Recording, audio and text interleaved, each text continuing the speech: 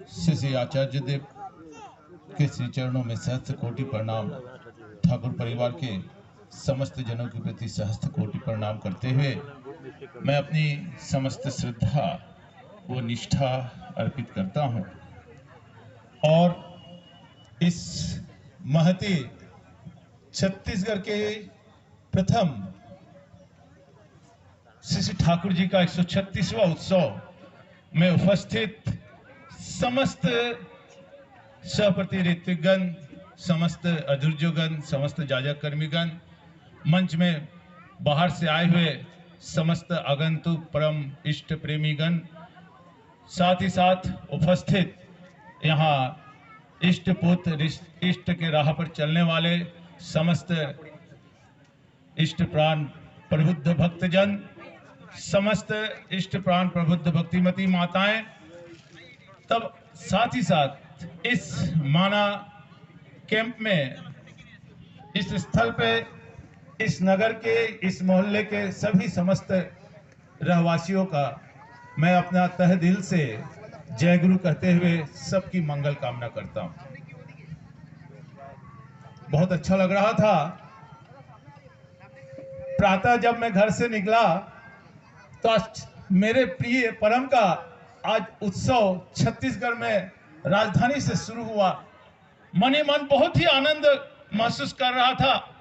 धीरे धीरे गाड़ी यहाँ तक आ पहुंची और आने के पश्चात इतना भव्य आप लोगों का अनुशासन प्रिय यह अनुष्ठान में आप लोगों का योगदान और यहाँ उपस्थित समस्त जो भजन हो रहे थे मशगूल था।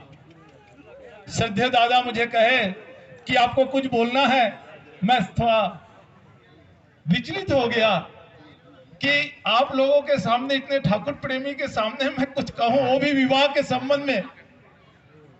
शायद किसी के मन में कुछ कुठाराघात हो जाए मेरे बातों से, तो उसे अन्यथा नहीं लीजिएगा, क्योंकि यह सब्जेक्ट, ये अब जो विवाह संबंधी बातें करने के लिए कहे हैं, हम लोग पूरा समाज को आज के दिन में यदि विवाह संस्कार परंपरा में श्री ठाकुर जी ने जो कहे हैं उस पर मैं आऊंगा, लेकिन 10 मिनट का समय दिया गया है।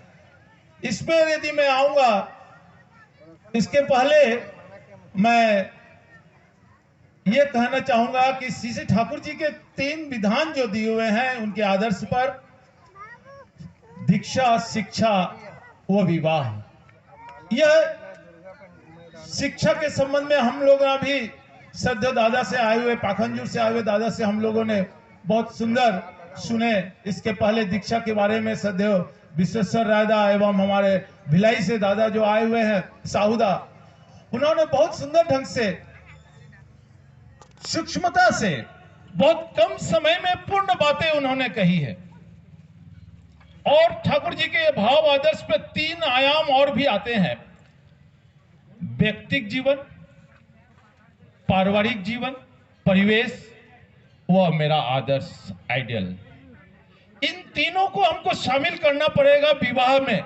यदि मेरा व्यक्तिगत जीवन सुंदर है तो मेरा कहीं विवाह भी बहुत अच्छा हुआ है, शायद अज्ञात भाव से हुआ होगा अब आज के समय में, क्योंकि आजकल विवाह में पैकेज सिस्टम, पैकेज चलता है। ठाकुर जी की आदर्श निश्चित रूप से हम लोग उन्हें अपने जीवन में अपनाए हैं। जो हम बोलते हैं मन में रहता है, कर्म में कहीं नहीं दिखता है। इसको कर्म में लाने की आवश्यकता है। इस कारण ही तो इस प्रकार की साधारण सभा में हम लोग बार बार एक ही बात को कहते हुए हमारे जीवन में हम लोग उसको प्रतिफलित कर सकें, यही हमारी कोशिश प्रयास रहता है। मैं एक पुस्तक पढ़ रहा था, उसमें लिखा हुआ था कि लंदन में एक व्यक्ति दिन के उजाले पर एक व्यक्ति को ढूंढ रहा था। यह बात को मैंने जब पढ़ा तो मुझे बहुत हंसी आ रही थी, लेकिन आज वर्तमान युग में जब मैं इसे सोचता हूं तो मेरे को यथार्थ समझ में आता है। हम लोगों की स्थिति भी वही है।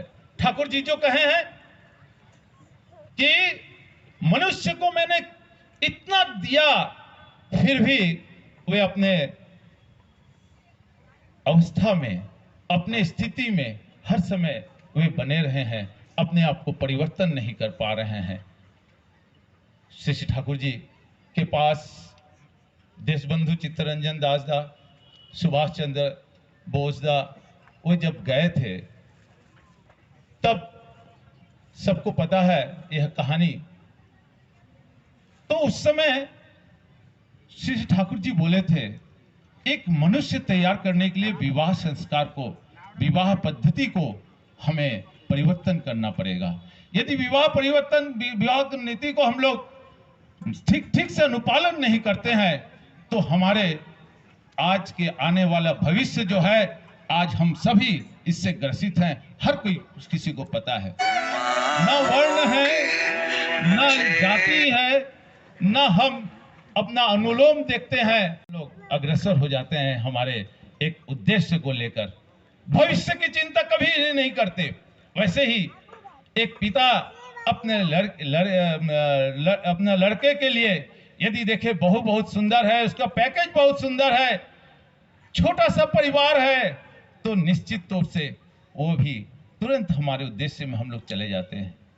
नारी नीति में कहा गया है कि विवाह को खिलौना मत समझना, यह जीवन मरण का अपना एक पैगाम है, एक प्रस्तुति है, तो इसे खिलौना नहीं समझना चाहिए। इस कारण विवाह पद्धति पर अमूलचूल परिवर्तन करने की आवश्यकता है। श्री ठाकुर जी जो कहे हैं अनुलोम विवाह के लिए बात, अनुलोम विवाह के पहले एक वर्ड और उन्होंने बोला है, सुवर्ण अनुलोम। अनुलोम हम लोग सब जानते हैं। यदि अनुलोम कहें तो हम लोग बोलते हैं नहीं, हमारी सपुत्री का विवाह जो है मैंने अनुलोम किया, मेरे लड़के का विवाह अनुलोम किया। लेकिन सुवर्ण हुआ, सुवर्ण यदि हम नहीं करते हैं, श्री ठाकुर जी के भाव आदर्श पर वह विवाह नहीं हुआ, और जिसका परिणाम आज हम लोग प्रत्येक के घर में भुगत रहे हैं। आज ये ओल्ड है, ये जो होम जो खुला हुआ है, वृद्धाश्रम खुला हुआ है, उसका एकमात्र कारण है सब, उसके लिए हम लोग व्यक्तिगत रूप से दोषी हैं। मैंने 3 आयाम जो कहा था, व्यक्तिगत जो इंडिविजुअल है, मेरा इंडिविजुअल व्यक्तित्व यदि सुंदर नहीं हुआ तो मेरा सब कुछ गड़बड़ा गया, मेरा आदर्श को पकड़ना भी मेरा झूठा हो गया। यदि मैं अपना व्यक्तिगत जीवन को यदि सुंदर नहीं बना पाया, और उसको सुंदर बनाने के लिए कोई नहीं आएगा, मेरे परम प्रेममय को प्रेम सहित उनको प्रेम लेकर करके ही उसे पाया जा सकता है। दादा कहीं कहीं कुछ एक वर्ड शब्द कह रहे थे कि यह एहसास से आता है, शायद विश्वसदाई कह रहे थे, दीक्षा लेने के बाद एहसास से ही आता है। वह एहसास को नाम ध्यान करने की जरूरत है, जिसको जागृत किया जा सकता है, और वह नाम ध्यान के माध्यम से सब पाया जा सकता है। दादा साहब कह रहे थे धर्म की ग्लानि होती है जब पुरुषोत्तम आते हैं।